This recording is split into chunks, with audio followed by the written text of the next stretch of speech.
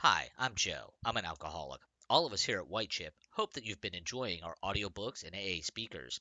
You are welcome to join our Facebook group. Just click the link in the description and say hello. If you support the Alcoholic Anonymous cause, please hit the like and subscribe button. We upload new AA content every day, so if you want to see more, hit the notifications button.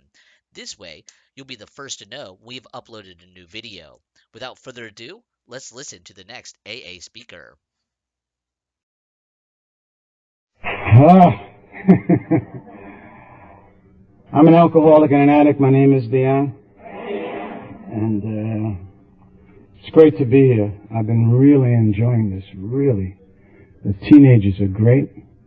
I want to thank the, right? I mean, it touched my heart.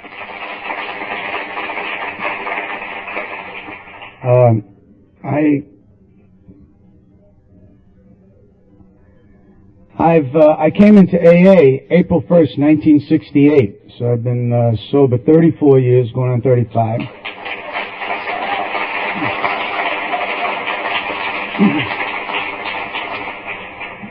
My wife's been in Al-Anon 35 years, and so...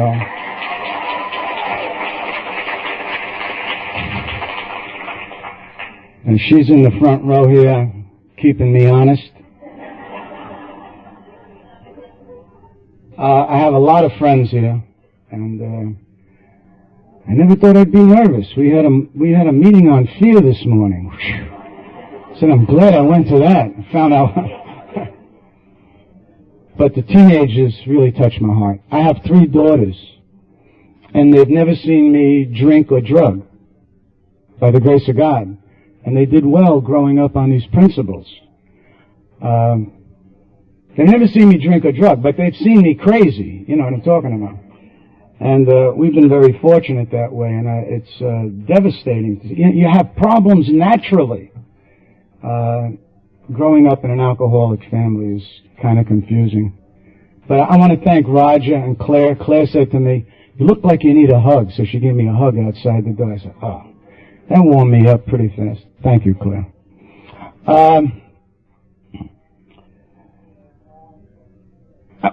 I want to thank you, Roger, Claire, the committee, for asking me to come today and share. Because I'm not a convention speaker. This is quite scary.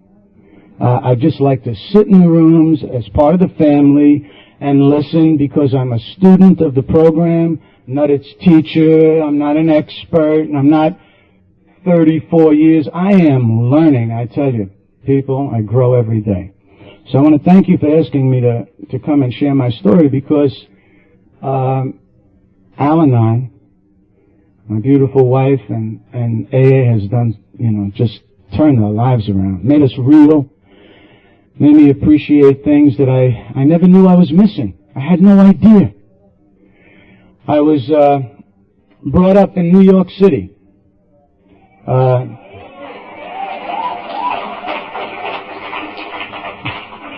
It's going to get rowdy now. Bronx, New York City, standing on the street corners.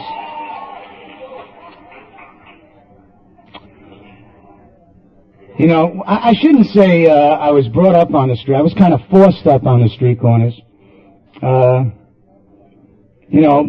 and raised, Bronx, New York City, baptized and confirmed in Mount Carmel Catholic Church, which was the hub of Little Italy, in my neighborhood, and it was the Fordham section, and 250 Italian relatives that all talked at once. No one listened. That's a whole new concept. My mom was super responsible, worked, cooked, we honored her Sunday. She's 87. My father's 90, and my father, he just never grew. He's like an emotional 13-year-old. So my mom always said, he's like a child. Now she says, he was like a child, now he's like a baby. So it was a blessing to be able to honor her with my children, my 3 daughters, the grandchildren. She's the great-grandmother, and it It was just wonderful. She's calling everybody this week, talking about how wonderful it was. I come from this macho Italian neighborhood, and the code of the streets were respect and reputation, period. You had to have a reputation, and you had to have respect, and it had nothing to do with character. We didn't even know how to spell the word. It was just intimidation. And Catholicism looked like it was suited for old ladies and weak people, and I don't know, we used to have, it just didn't make sense to me. But at times I have this wonderful segment of my family, my aunts and uncles. They're like saints. I love being around them. Till this day. You just feel safe. And they used to take me to Mass, because my parents weren't religious. I had this mild Catholic upbringing, because I'm, Italian, and that's the neighborhood I come from. So, my aunts would take me to church on those kind of Christmas nights, when it seemed like the whole Bronx was shoved in this little cathedral, Mount Carmel Church, and, the candles and the stained glass windows and the organ on the third tier,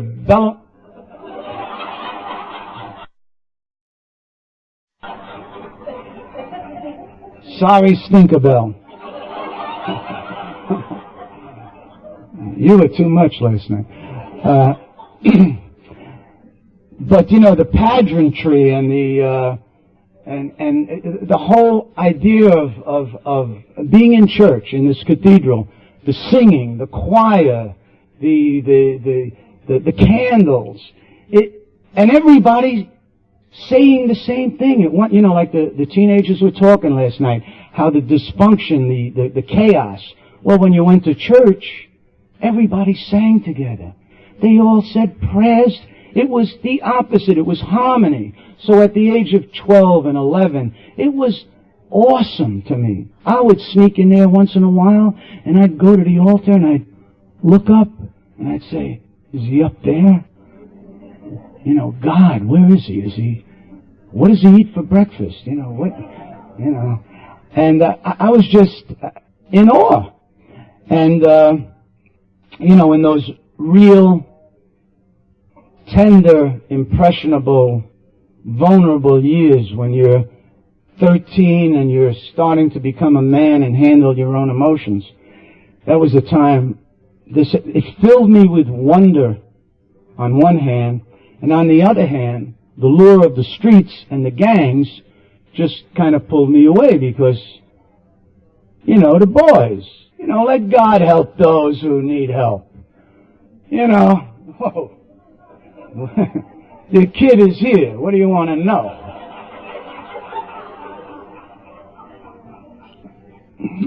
So at the age of 13, I found alcohol, I found drugs, and I found being my parents. Today I know, I'm listening to the teenagers here, and both my parents had alcoholic fathers. My parents do not drink, they do not drug, they do not smoke, they don't even drink coffee. They just argue all day. That's all they do.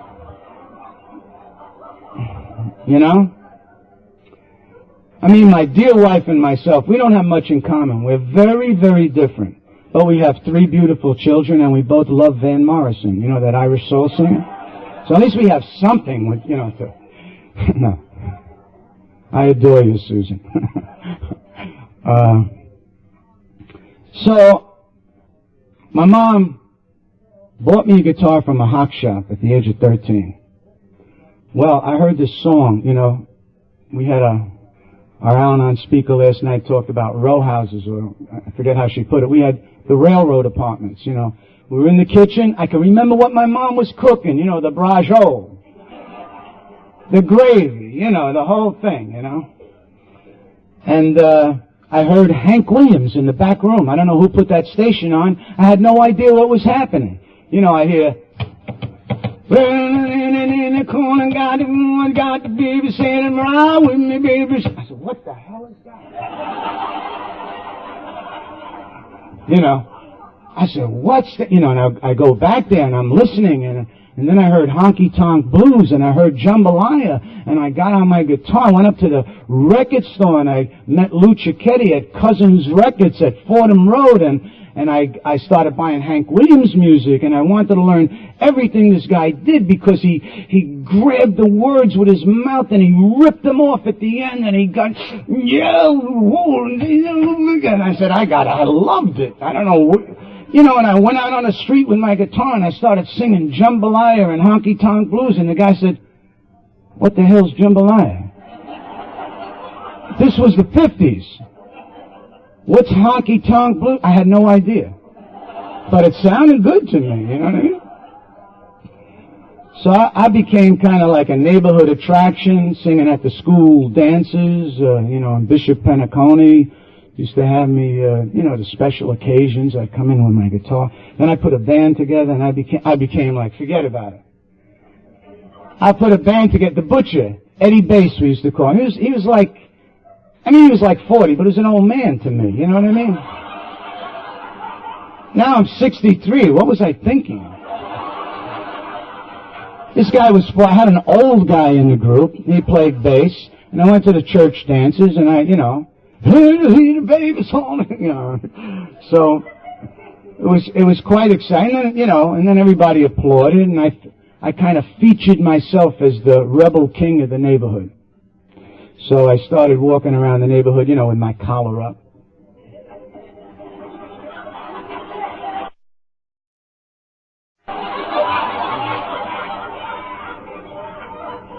You know, I'm the guy who sings at the dances. So, but what happened, now this is the mid-50s, I'm about 15 years old, and I discovered three things, actually, at that age. Well, one was Susan. She moved down from Vermont. She had red hair and some freckles, and everybody in my neighborhood was named Maria and Gracie. I didn't know. Red hair, freckles. This was a whole other thing, you know. So I didn't know they grew something as beautiful as Susan up in Vermont. You know, so I used to follow her down the street, you know. You know, I'm singing. She's like, who's this guy? Who's the pervert with the baseball cap, you know? And I followed her, yo, Susan. And, you know, I did discover the drugs. I was, the alcohol. Went to a party one night, and I don't know what combination, but I want to see, my parents always argued. And if you said anything about how you felt, it was like, don't feel that way. Stupid to feel that way. It's crazy. That's crazy. Never feel that way. You shouldn't feel that way. Don't feel that way. I'm going, how the hell should I feel? What the hell? I could swear I'm frightened, you know. I shouldn't feel that way. Well, what? Well, thank God I had the guitar, because it came out, you know. And I discovered, you know, alcohol. And what happened was, I was at a party, drinking, taking some pills, and I come out of the party, and I start walking down Crotona Avenue on the white line in the middle of the street. And I'm feeling like I could run for governor at this point. I'm like, you know, all those second thoughts, how should I feel, what should all went away. All that second guessing myself went away. And I start walking up the white line, the tenement buildings on the side, and I'm like, yo, the kid has arrived. You know, I'm feeling good. I walk into the corner candy store, and there's Susan. And I walk over to her, and I start talking. And I couldn't say anything wrong. Now I was scared to death to go over and start talking to her. But I couldn't say anything wrong. I was like, I don't know what I was talking about, but I couldn't say anything wrong. You know what I mean? I felt good. So the next day I got up, I started doing the same thing. Drinking, using what, you know, I wanted to get back to that place because of all the insecurities. And I also discovered with the guitar, I was on the stoop, and there was a janitor, his name was Willie Green, a black guy. And he would sing, he would sing some real good, here he's going down the road, hey, man, down the road, and me will tell you, baby, what, I said, like, Willie, teach me that. And he'd play the guitar, and he'd be like, hey, man, down, down, down, whoa, what? Give me, where'd you get that thing around your pinky there that and, I just wanted to be around Willie all the time, and the teachers thought I didn't know what I wanted to do. I couldn't wait to get out of school to go sit with this guy. And then I learned a few songs. And then I discovered that I could take the guys in the neighborhood on a trip. Through a song. I get with the guitar, I sing, no one knows what I go through, and the tears I cry for you. And they'd go, do that again, man, that's a great... But if I ever said to them, no one knows what I go through, if I ever said... If I was in a barroom and said, only the lonely... But these guys would shove nickels and dimes into that jukebox, saying, that guy's a great... Well, he was expressing everything we were thinking, but we couldn't say it. You'd get your face beat in. Because you shouldn't feel that way. It's wrong to feel that, stupid to feel that way. But, that's why these guys... Anyway, I found out you could take people on a trip without threatening them.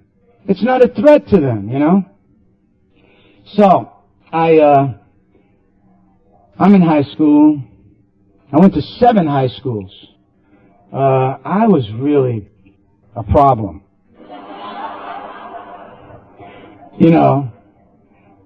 I was a problem, so my mother shipped me out to Jersey to a disciplinary uncle. I got kicked out of the town. Like in the old days, the whole town got together. We got to get this New York kid out of the town. Me! And I'm not tough. I was like afraid to lose my watch if I got in a fight, No, I acted like that, But, somebody brought me down to, brought me down to a little record company that was starting, called Laurie Records. And I walked in there. I talked to Willie before I went down. He said, don't worry about it. Go give me the best. I went in there, sang the song, and they signed me right away. So I started making records, and they pushed me in all kinds of ways. I'm taking pills and drinking before I go up there. Frightened, I just frightened of everything. I'm out of my backyard here. I didn't even know how to act outside my house, let alone downtown. So I make a record. The next thing, and there were no rules back then. There were no role models.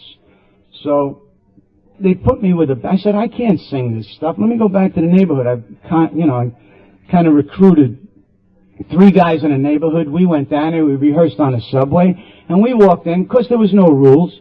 We just start, we didn't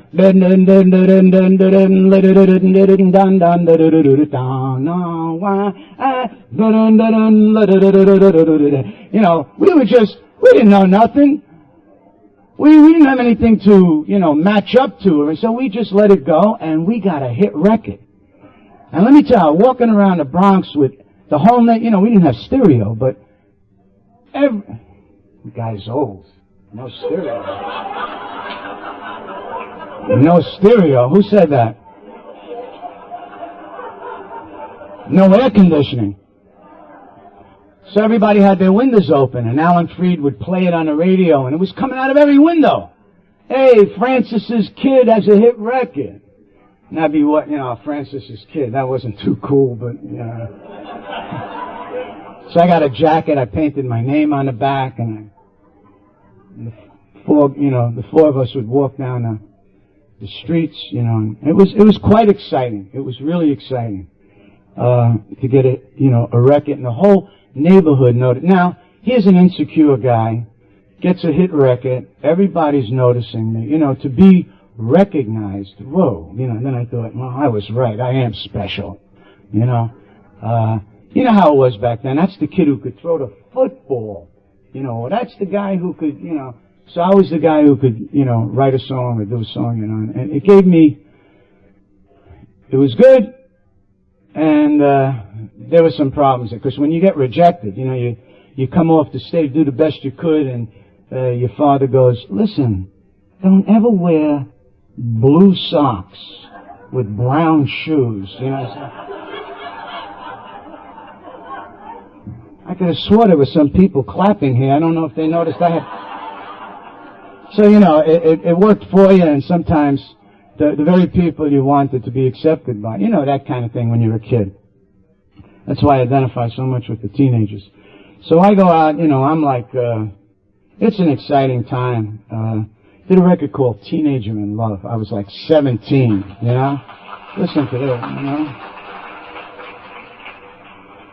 So, I'm out on, you know, I'd go to the Brooklyn Fox. We were talking about that last night. And Brooklyn was a foreign country to me. You know, Jersey was like, that was like farmland. They had trees, you know. So, so the next 5 years for me, from I'd say 58 to 63, was an amazing whirlwind of hit records, movies, concerts, TV shows, you know, worldwide touring.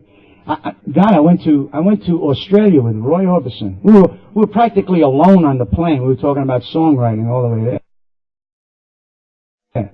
And you know, it was different being at the Brooklyn Fox with Little Richard and the Everly Brothers and Chuck Berry. It was like Fats Domino. That guy was like from outer space. I mean, I don't mean in a weird. He had a Cajun accent, and he had these little chubby fingers that kind of played these amazing. I was like, whoa, you know, I didn't see this in my neighborhood. This was great stuff. So, you know, and then I got a royalty check. Whoa, hello.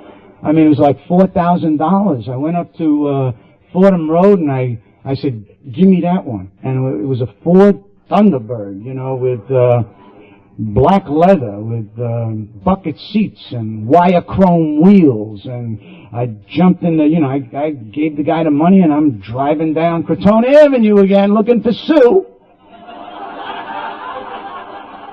Made sure my sleeve was rolled up with the Lucky Strikes in it, and I'm, yo, Sue, Queen of the Hop, where is she? I see her. So you know, you make those turns on the four corners, you know. Yo, Sue, jump in. The kid is here. Queen of the Hop, get in. So we go up to White Castle. You know, hey, baby, I'll take you to the best places in town. You're with me. So, and, you know, I'm trying to impress her, you know, I'm trying to get close to her any way I can. Any way I can, you know, trying to impress her, you know. Order anything you want. What do you want? You want 3 hamburgers? What do you want? Throw a Coke in there. A romantic date. So at 19, I go on this, now I gotta tell you, I'm using it, you know, I'm using, I need some pills, I need a little of this, I'm snorting that, I'm drinking, always got the drink with, you know, I'm like, I gotta get, you know, I gotta feel right, and I just can't feel right on my own, because, you know, I found heaven, I found some stuff that make me feel just right, you know. And I'm going for that, and like you heard, it's progressive. Progressive. The first stage is a lot of fun. The second stage is fun with some problems. And the third stage is nothing but problems. So I'm on the Winter Dance Party tour, co-headlining with Buddy Holly and Richie Valens and the Big Bopper. I'm out there in February of '59. I'm in the Midwest, which I knew nothing about, and I never knew about people dying in blizzards between towns, getting stuck and all that. You know, to me, snow is fun and music is fun, and I'm with a bunch of guys on a bus. But the bus was a little yellow school bus. We didn't have, you know, a Willie Nelson coach here, so.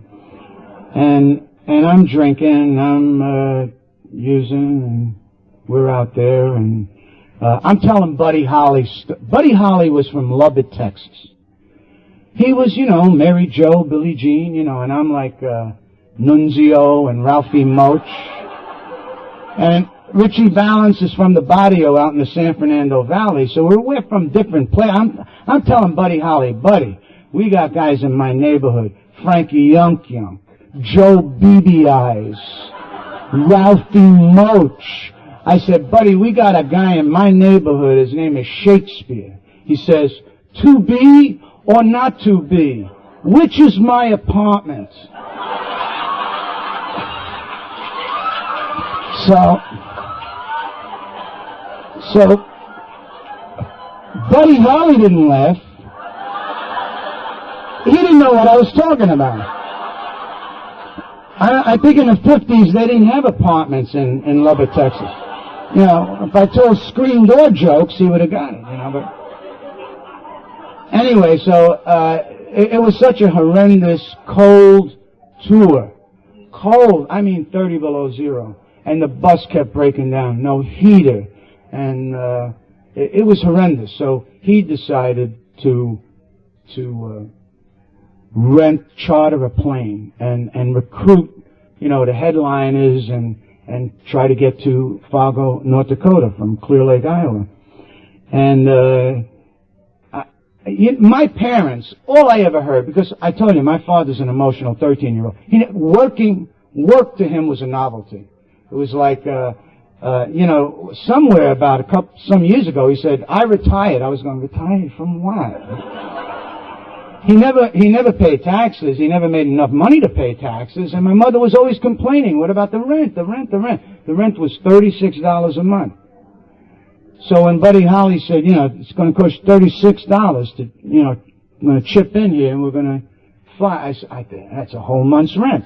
So the stuff that I hated, you know, with all the arguing in my house, saved my life, actually. Because my head hadn't, you know, expanded, you know, to the place where I could spend $36 for a 45-minute flight. I said, no. So they flipped a coin and one of the musicians, one of the other guys went.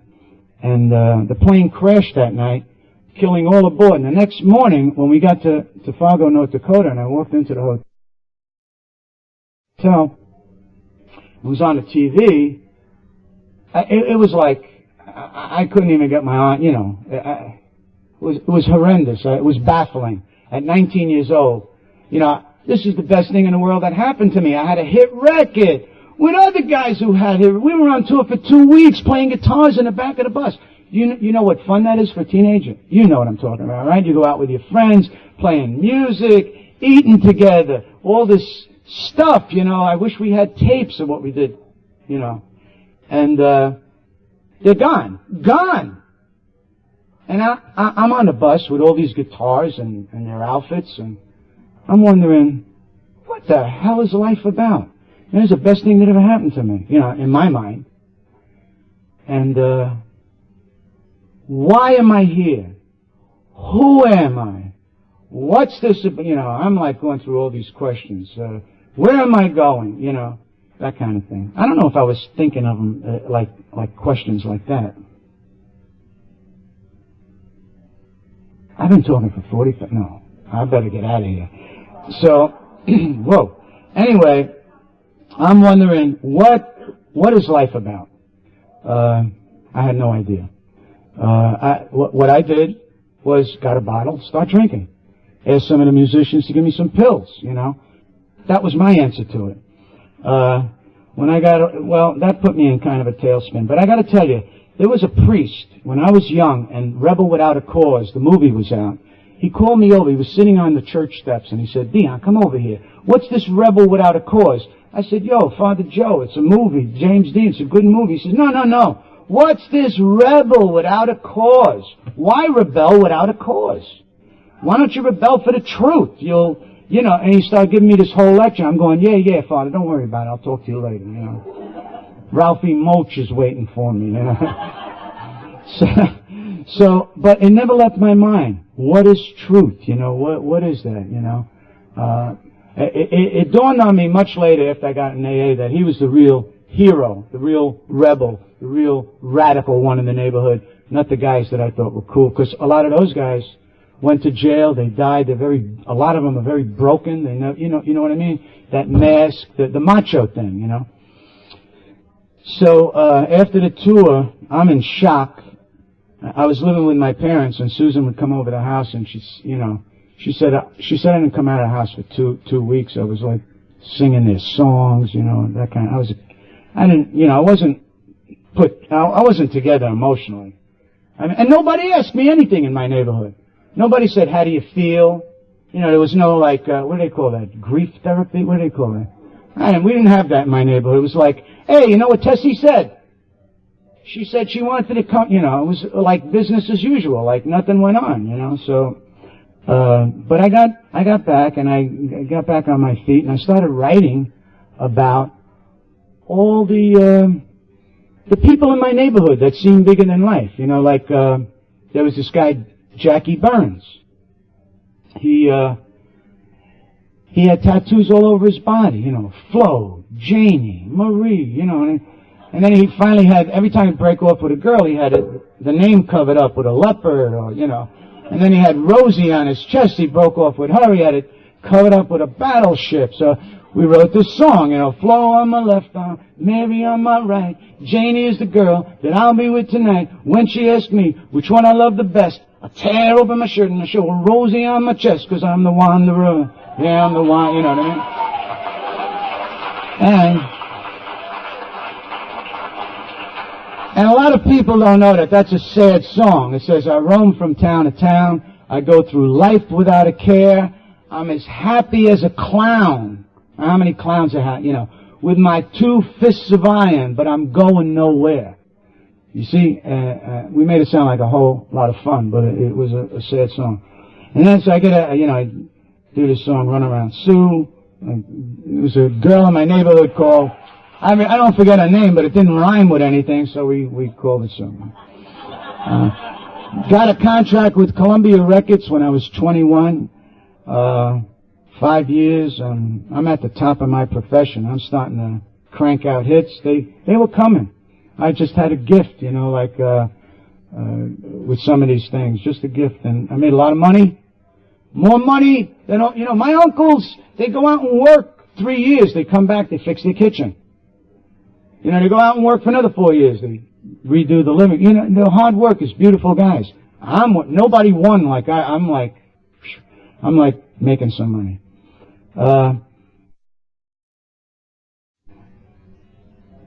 It's Sony now, but Columbia Records sends me to Europe. I take Susan. We're young. We go to, and I'm drinking. Got my pills, I got my whatever. We go to Europe, and we're going through England, Spain, France. I think we were in Spain one night, and we're having dinner in the room.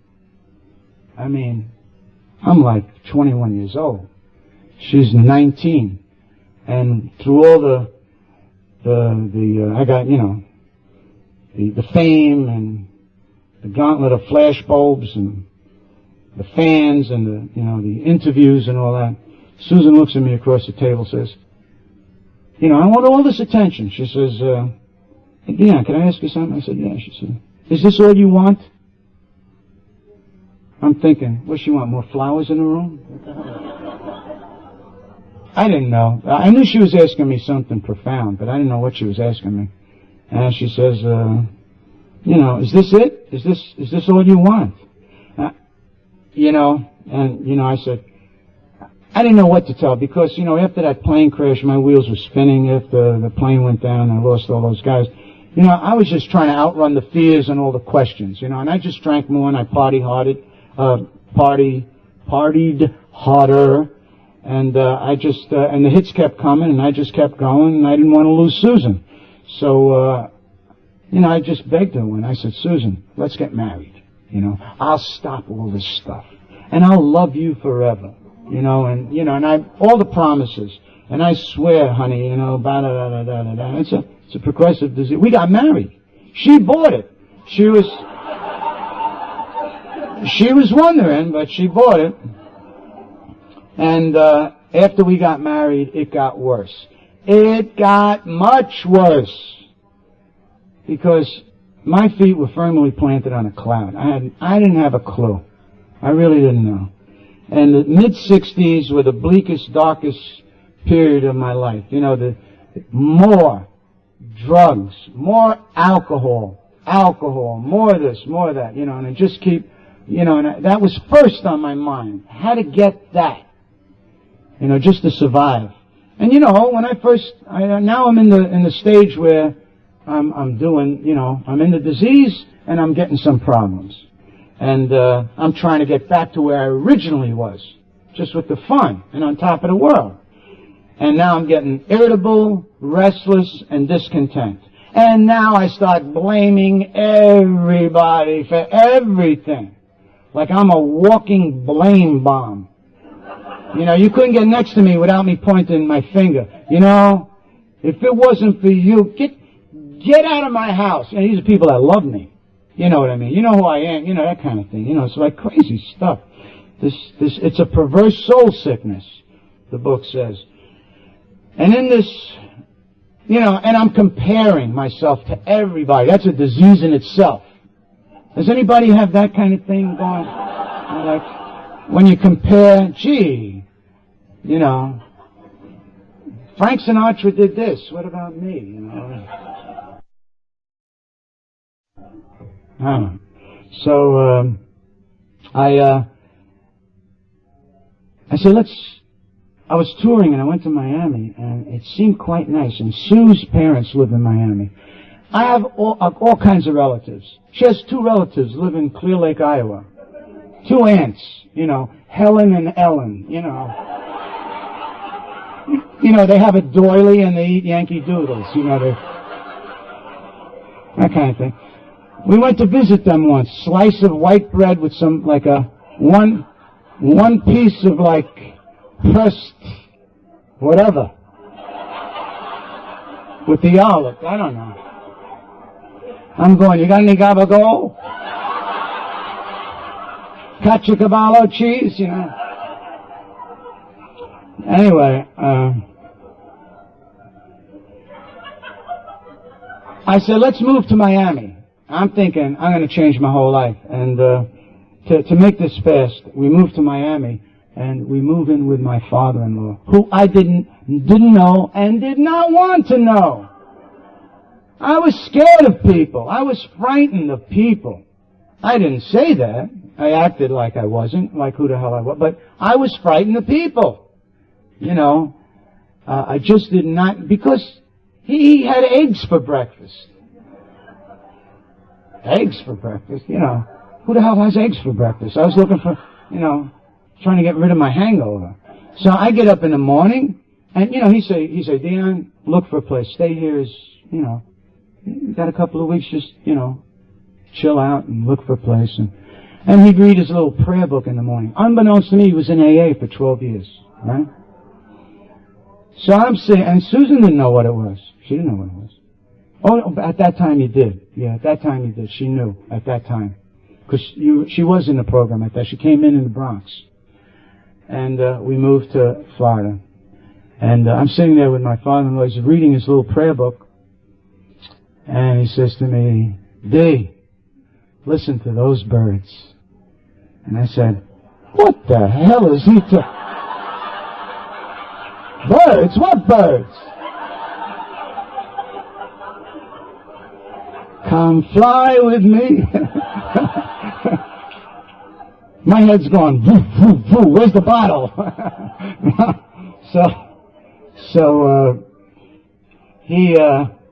Anyway, you know, to be honest with you, I'll make it short. I was frightened of him because I felt like he saw through me. I didn't want to be around him, you know, because he had a sense of peace about him.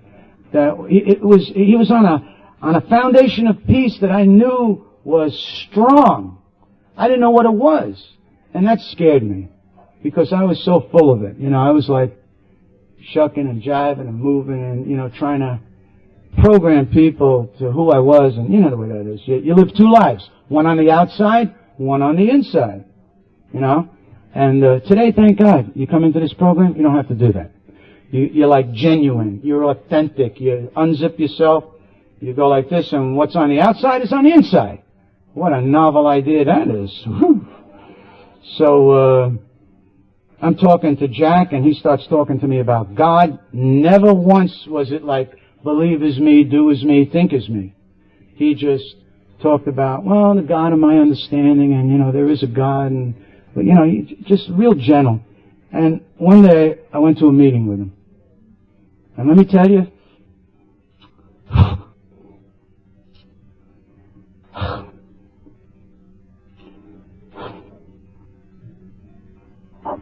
I've never been the same. Never.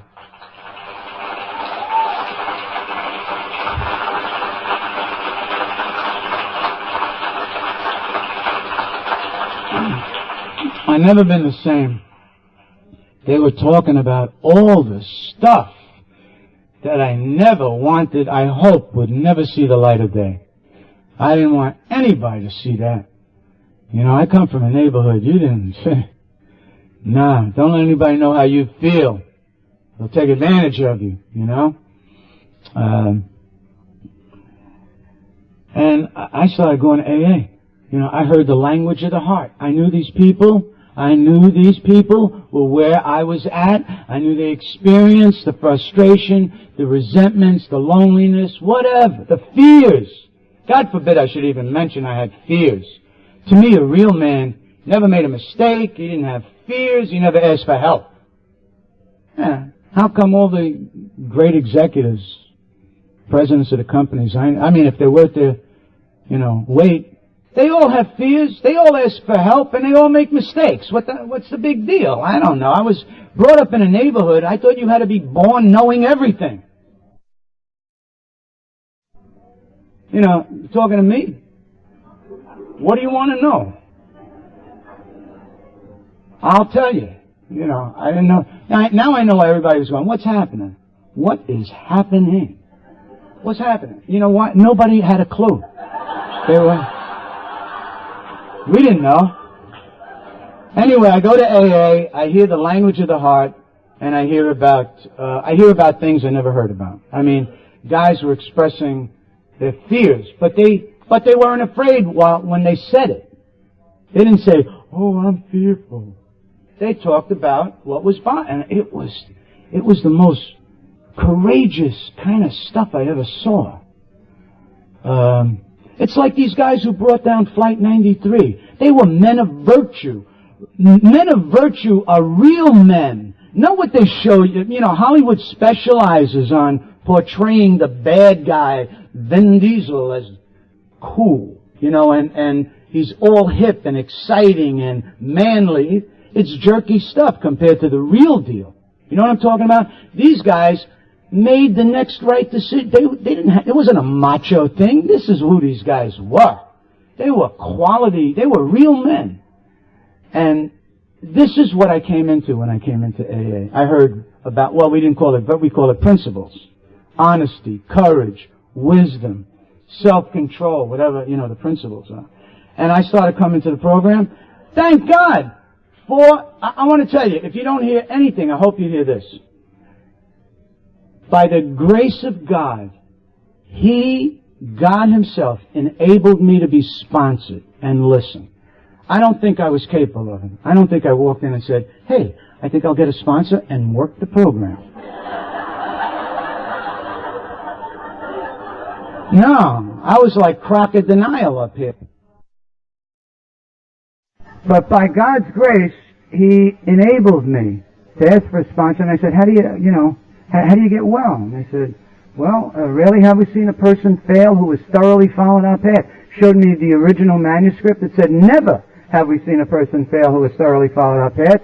And I said, what's the path? He said, where do you find the 12 steps? I said, they're up there on the wall. He said, no, they're in the book with directions. He said, let's get together and go through. And I went through them like kindergarten. Like I was in kindergarten. Show me how to do it. And I did. And, you know, my relationship with Susan. We started rekindling our relationship. We got 3 daughters who they light up the room when they walk in. They love me because of you people, because of, what this program's done for me and all the blessings. And our speaker last night talked about service. Who? I never thought about service. Golly, I remember when my wife first went to Al-Anon.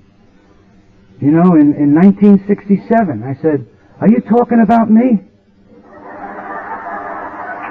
She said, "Who's talking about you?" "Nobody cares about you." Said, "I'm talking about," said, "I got problems. I got problems. I'm going after me." Whoever thought somebody else had problems? I mean, that's how I'm talking about selfish, self-centered to the nth degree. Just totally wrapped up in myself. And I started going through the steps, and that's what I found out in step 4. I think if a guy does step 4 that I'm sponsoring, he comes in step 5, he says, "I found out I'm selfish, self-centered, self-seeking, fearful, dishonest, and inconsiderate." I say, "Great 5th step. Let's go for lunch." You know what I mean? Period. Forget all the papers and the therapy stuff with the big, it's a simple program, you selfish. So, I went through the steps, and what does it say? Having had a spiritual awakening as a result of these steps, we carry this message to alcoholics. What message? Having had a spiritual awakening as a result of these steps, we carry this message to alcoholics. What message? Having had a spiritual awakening as a result of these steps, we carry this message to alcoholics. And that's what happened to me. I had a spiritual awakening. It was almost like a divine exchange. It was like God saying, "Hey, Dion, you're so fearful and broken, and you don't even know how to laugh anymore. You don't know how to enjoy people. You don't know. You're frightened. Why don't you give me all that stuff, and I'll give you some health and power and serenity and wisdom." And I'm going, well, let me think about this, because I gotta, I'm like, so my whole life was backwards. It used to be what I did determined who I was, You do all this stuff to get there.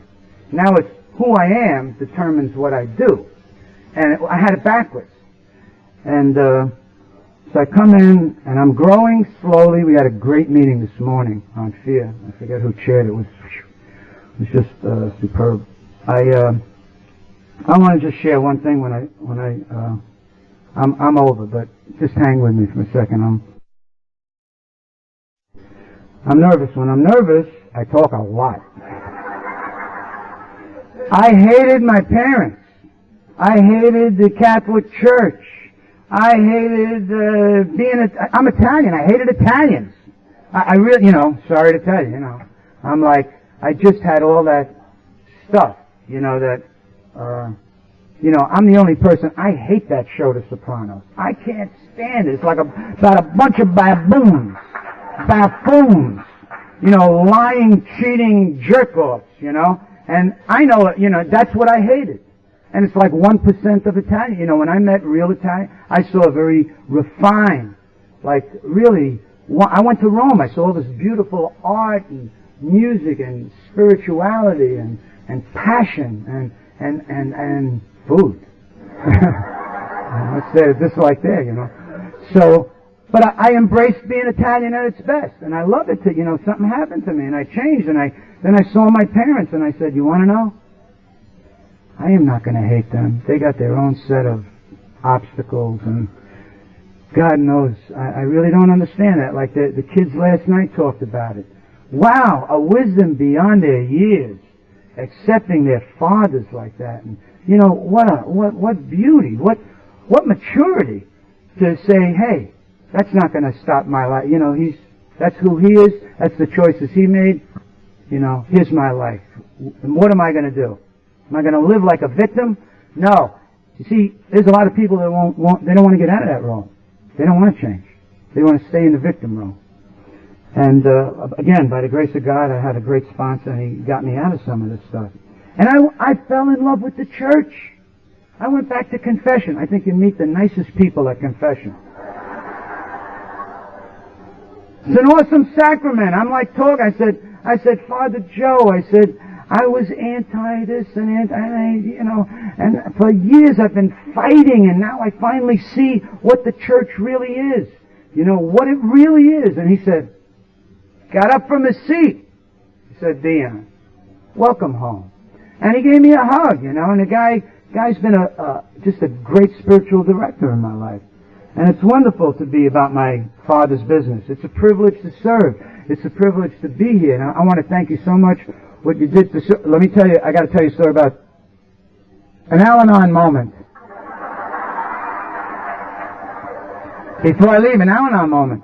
I found this out 5 years after after I came into AA, because I heard a story one night.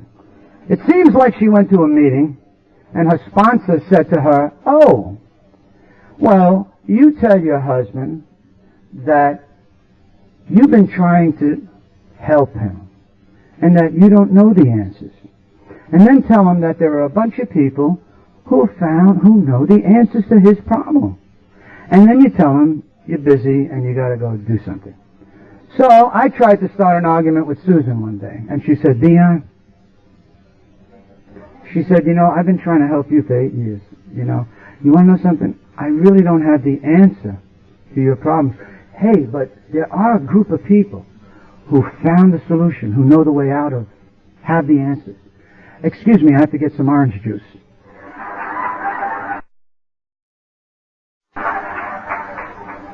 I was like, I wanted to argue with her, but she kept moving.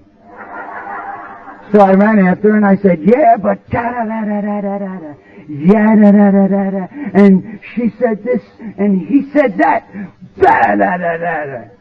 And she said, Dion, 8 years, I've been really looking for life. I don't really know the answer to your problem.